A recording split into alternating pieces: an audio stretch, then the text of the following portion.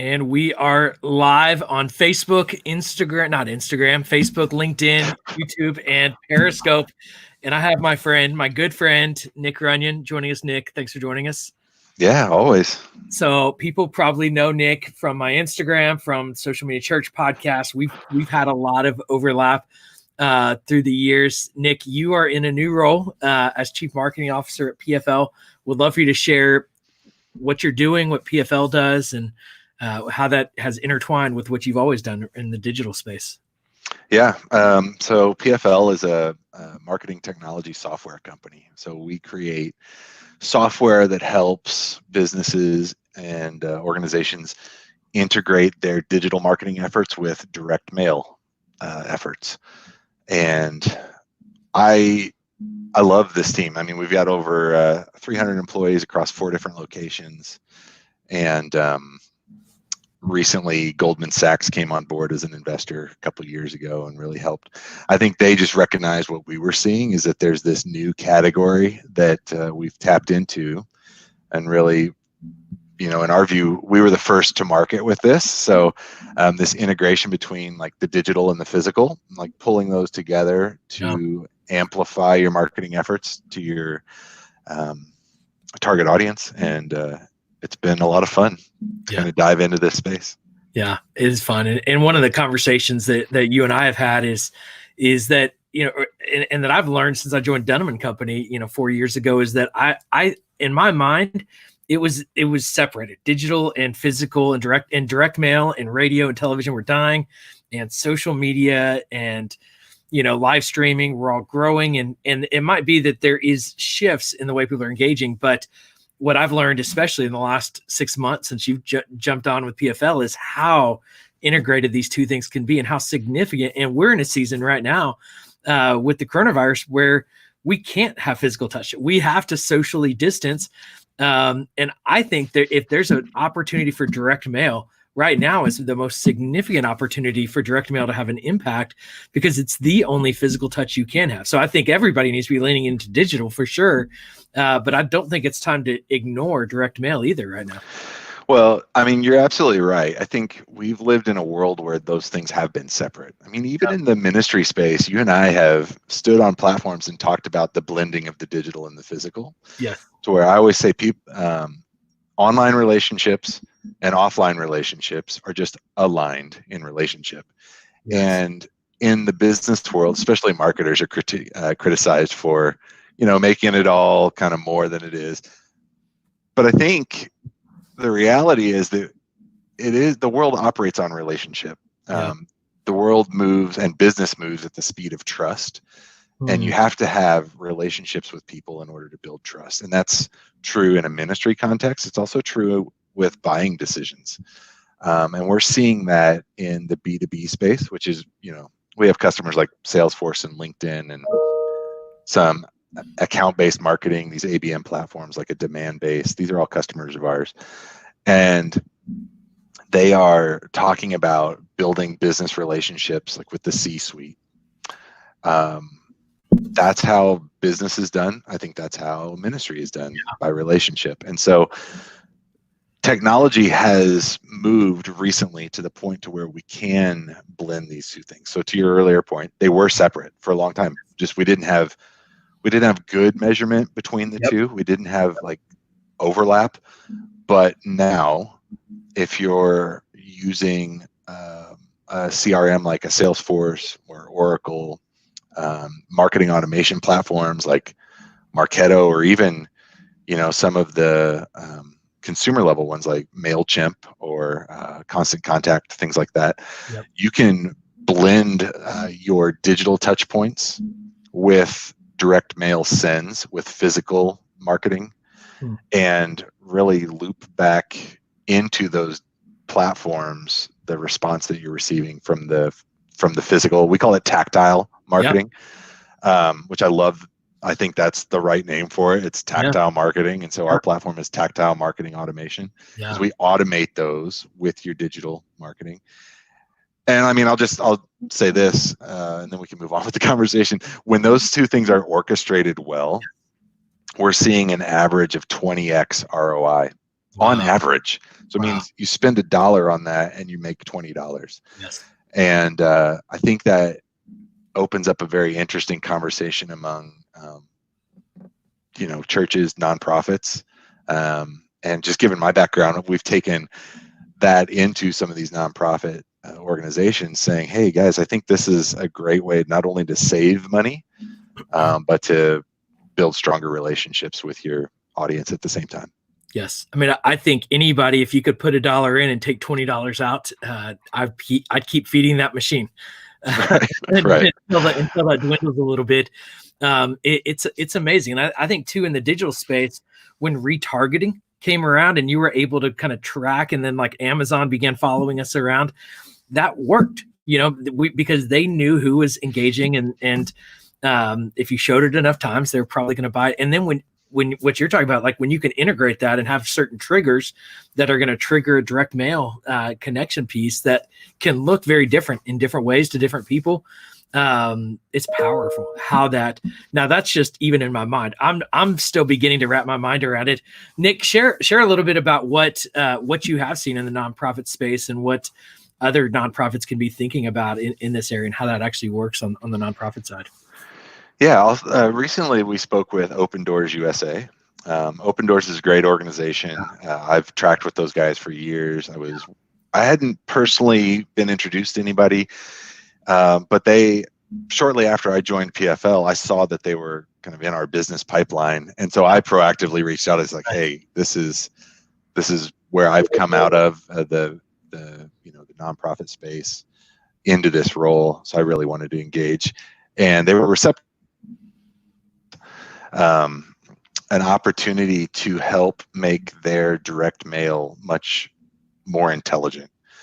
And so some of those cost savings are just by understanding digital signals from your donor base and then responding appropriately. Yeah. So one of the things we spoke about with them, and they've got this great resource with Brother Andrew and his biography on Brother Andrew and the work that he did with Bible smuggling, and that's kind of like where Open Doors got their start. But what they've seen is that when they get that book into people's hands, the response is a deeper relationship, a deeper connection created with their organization, and so they wanted to put more books out to people. So we were able to build a system for them that identified when people are interested in that, and we would take the book, we'd take a kit, we build a kit rather. It's all branded for Open Doors.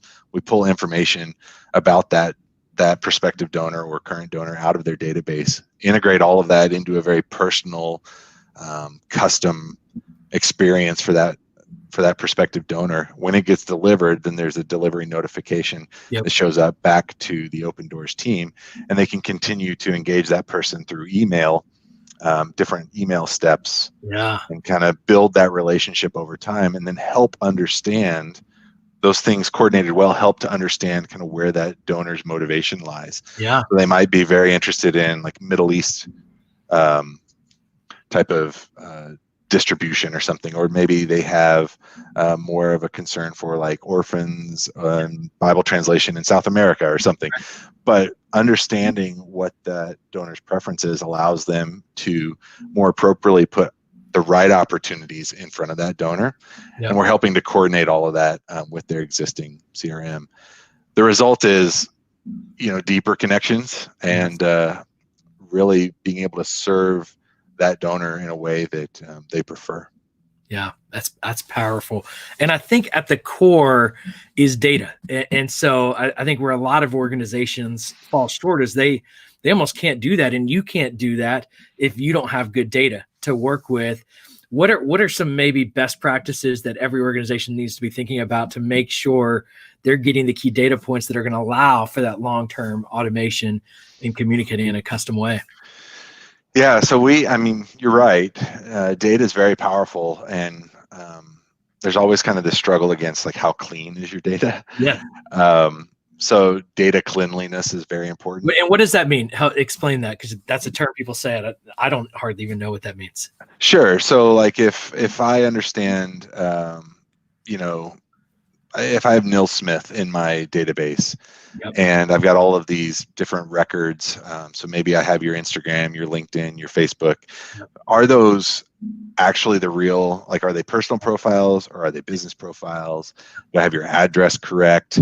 Have I put you, if I'm tracking things like industry, city, state, zip code, like all of that, Yep. where did it come from? Has it been verified? Sometimes if we're filling, as marketers, if we're buying a list, Yep. sometimes that list is not clean. Yes. Which means I might have multiple addresses that are wrong or something. Anybody that's moved and has had that mail forwarding experience where forward my mail from the old address to the new address, you've experienced how something simple like preferred address gets really sloppy really quickly. Yes. So that's what I mean by data cleanliness. Yeah, it's good. And I think when we talk about data, it's easy to think about the things that I've already mentioned: Salesforce, Oracle CRMs. It doesn't have to be complex. I mean, Yes. Data can also be on an Excel spreadsheet. You can have your church directory on an Excel spreadsheet. Yep. That's the same thing that we're talking about. Yes. And understanding people's preferences and mapping an individual preference to their record in whatever your data source is how you start to be able to really leverage and take advantage of that. Yeah. And so I'll give one more example. Say you're a ministry and you accept donations in both online giving, but also you can write a check and mail it in. And there's a lot of other ways to receive donations, but let's just use those two.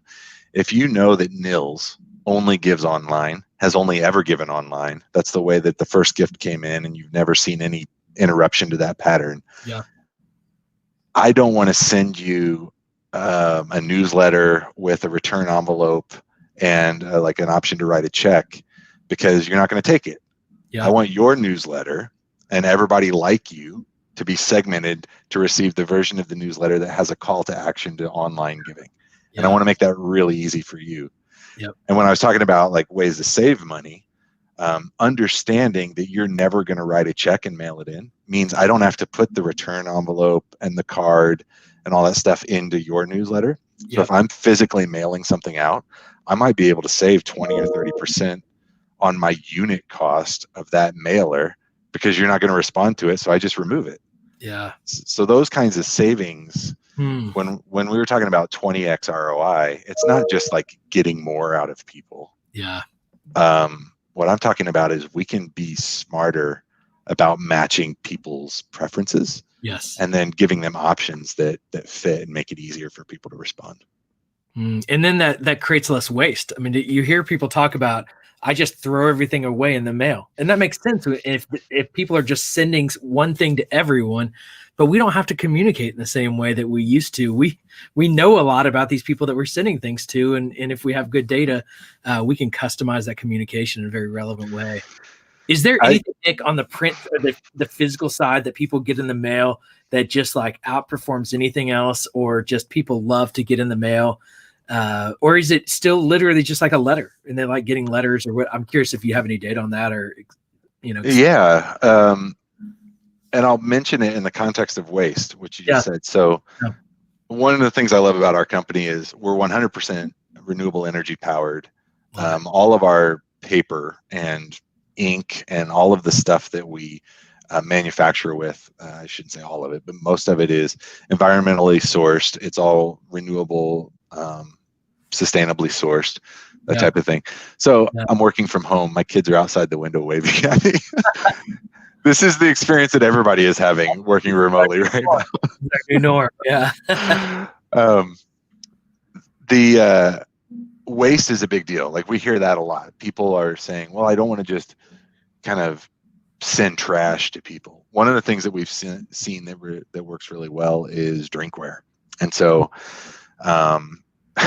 they're more expensive. And so you have to think about like the audience that you're trying to reach and if the cost makes sense. But we're sending a lot of Yeti drinkware that's been customized. So I can put like, and this is where data combined with the physical is really powerful. So if I'm sending out 30 boxes with a Yeti tumbler in it and personalized messaging, either on a postcard or a booklet. Yours is going to say Nils. I can put Nils, engrave it on the mug.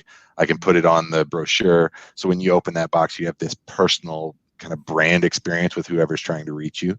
We're doing that a lot. And I think I like that. Our customers like it because everybody needs and has drinkware.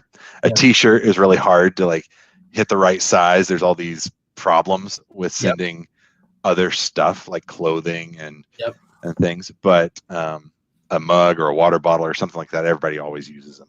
And they don't tend to get thrown away. I think you have to think about value. Is what you're sending, and this is true in digital too. Is your email messaging valuable? Yes. Is your physical messaging valuable? Is the piece of swag or whatever is in the box, is it valuable to people? And if it's not, you probably shouldn't be doing it. Yes. So even if it's just a letter or some kind of personalized flat mail piece, it still needs to be valuable content. And we're publishing a lot of stuff with our company, like thought leadership types of things, how to how to win with your marketing strategy. What we're seeing, serving over 12,000 customers gives us a lot of visibility into what works and what doesn't. And so we take those learnings and best practices and we turn that around into published material that we send to people. So and we find that it's valuable. People keep it on their desk here. I'll share, Nick, to that point right here. So I've started getting into online courses a lot lately with Kajabi. And when I hit $1,000 in sales in my online courses, they sent me a box that had a letter, or like a postcard letter from the president on there, the CEO. And then it had this little pin, this little 1K pin, sticker that I then put on my computer just to kind of keep Kajabi in front of me, and a t-shirt. And they asked me what my t-shirt size was when I hit, $1,000. We want to send you a gift. And that wasn't even hyper customized. That was just, but they have that trigger at 1,000. And then they even almost alerted me that at 10,000, we've got another special gift for you. It's motivational, but that physical gift, now this is a digital company. They're an online learning platform.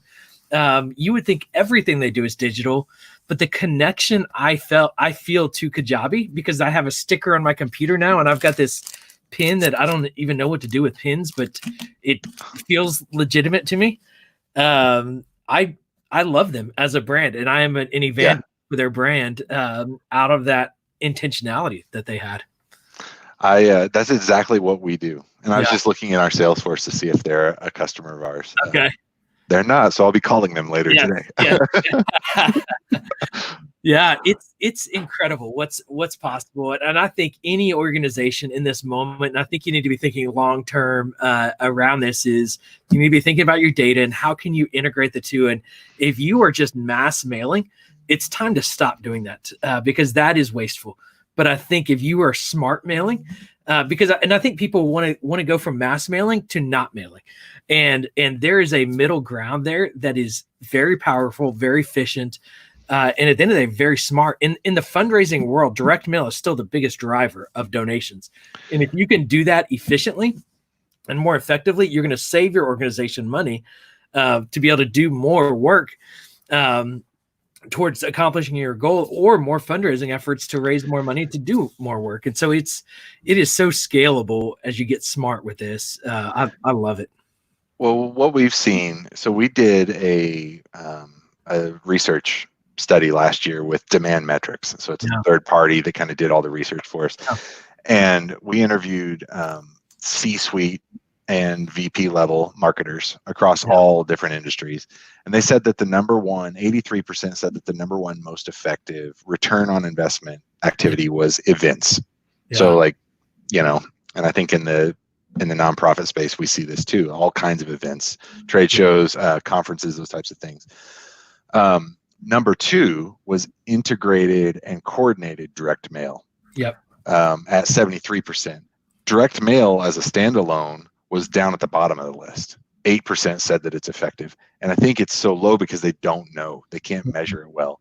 But Yeah. when it's integrated and coordinated and you can measure it well, it's the next best thing to events. And in our current environment, all of the events have been canceled. I have a very large event budget for our business. It's all been refunded.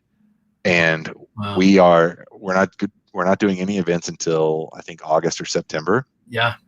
And even those are in question based on what I'm seeing right now with Wow. COVID-19. So the integrated, you're absolutely right. The move from mass mail to no mail is a wrong decision.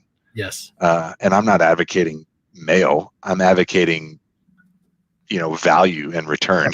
So communication. Yeah, that's exactly right. And so one thing we see a lot is just digital clutter. I mean, I have 2,000 emails in my Gmail box today. I was just looking through these. It's like, how do I just delete all of them except for these 8 that are at the top that I need to save? You talk about wasteful. I mean, that's wasteful. That was wasteful for them to even send it to you. Right. But when that messaging is matched with something that shows up in my mailbox. Yes. Have you ever received something from Amazon and you've forgotten even what you ordered, but a box shows up and then you open it up, you're all, somebody sent me something. And it's like, oh, it's the toothbrush that I ordered last week. I forgot about it. 100% of the boxes that show up on your door get opened. Yeah. Whether you remember ordering them or not. And I think that that's kind of the opportunity that we have for people to use that moment. It makes the messaging even more important. What are you going to share with somebody in that moment? That's a line right there, Nick. I mean, 100% of boxes that are shipped to your house get opened. I mean, email open rates are 15% if you're doing well. Now, 100%. I mean, that's basically in the digital space. That's SMS. And so, man, that is powerful. So as we wrap up this conversation, any final thoughts that you'd share with listeners as we kind of talk direct mail, being smart with your data, and what that looks like moving forward? Yeah, I think, again, just given kind of the current, so this is very real time. I got an email from a customer today that said, are you suggesting that we try to prospect customers at their home addresses? And our reply was yes, because that's what we're doing in our business. It's like you and I are both working from home. I've got an office. Our team is, my marketing team is 100% remote as of last week. But we're still in business. And I think that the people that we're trying to reach, I think most of the people listening to this that are involved in ministry and churches are going to have home addresses on file anyway. But people are still kind of operational. So what we've done is we've asked people right now, what's your preferred address? So I don't segment it as home, or you don't want to come off as being invasive, but people are still functioning. They're still operating. They're still thinking about, if you've been engaging them, they're thinking about your organization and whether or not or how they want to be involved. Now is not the time to pull back. I think the time is to press in, because with this disruption, it kind of creates an opportunity to have a bright spot. And I think many of the people that, I know you and I have been involved with in the past, we're offering messages of hope, messages that are reassuring. I've really leaned in with our family just on kind of what we have to be hopeful for, that we're not abandoned, in this time, even though we're all social distancing. In some ways, these digital tools like Zoom meetings and stuff are allowing relationships to really flourish because we're communicating more, even though it's in a different way. I'd say press into that and make sure that we're reaching people where they are, where they want to be reached, and with the message that we understand that they prefer because of, digital signals that we're picking up through other channels. Yeah, there are so many thoughts, Nick, that you've got my wheels spinning, and I'm sure people that are watching this, their wheels are spinning. But I think about right now, I mean, we're coming up on Easter for those pastors and church leaders of, what could you put in the mail that's going to have that wow factor, that it's a physical invitation to a digital experience for your church, or even just when I think about it, boy, what if you sent a Yeti cup to every single church member right now? Because right now, Nick, talked to Steve Gershevich yesterday. He was saying that in the next, they only have data on quarantine, people being quarantined for 10 days, and people that are quarantined 10 days are 5 times more likely to experience depression over the next 3 years. Yeah. And the effects that we are going to feel as a society aren't going to stop the day quarantine stops. Right. These are long-term effects that we're going to be facing. And I think to your point of this is where my wheels are spinning of when I get a box in the mail, especially when it's an unexpected box, there's like a sense of joy. It's like opening a Christmas present. And then when you open, there's always that like open it like, oh, great, a little plastic water bottle that I didn't need. But when it's like a Yeti cup or it's something that's really like, I even think about, let's have a party and send everybody a party hat. Like what's fun that we could do that's like, that's going to make someone smile and was really thoughtful. It's just, there's so many opportunities there. If my church has a worship album, a devotional, anything that our team has created, I want to put that into a box and send it to people with a note like a handwritten note. So good. And our church, and Bozeman's a relatively small town, but we have 1,200 people that attend every week at our church. Yeah. What else? I mean, I've got time right now to write 1,200 notes.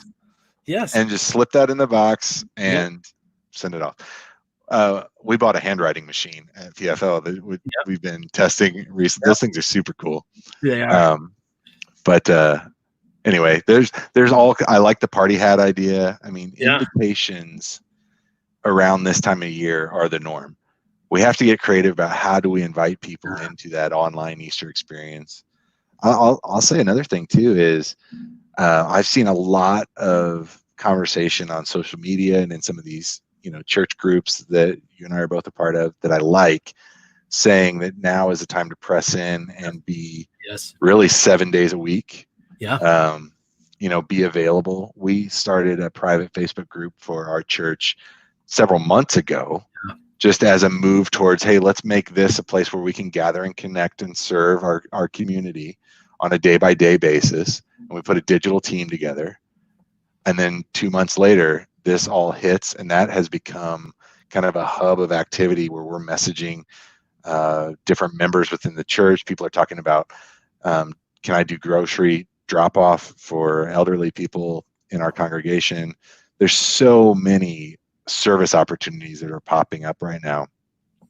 And I think Easter coming up is going to be a time to capitalize on those even more, to just show that the church is the hands and feet throughout the week. So so good. Well, Nick, that's a whole nother conversation we could probably have.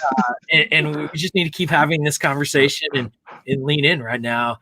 As we wrap up, how can people connect with you and how can they connect with PFL online? So pfl.com is our website. Prepared on that one. Hey, nice. Look at that. Yeah. I was teeing Nick, up on the domain there. I'm Nick at pfl.com is my email address. Come straight to me. So. Go to this one right here. That's all I have teed up. I'm on Instagram and Twitter and Facebook and all those too. So all those. But I love these conversations and happy to just chat. This is not, you and I aren't doing this for a sales thing. It's just I really want to help your listeners kind of understand what's possible, and I'm always available for that. Yeah. Well, Nick, I love you. I hope you're taking care of your family. I hope you're taking care of yourself. Thanks for taking the time, man. Thanks. Same to you, Nils.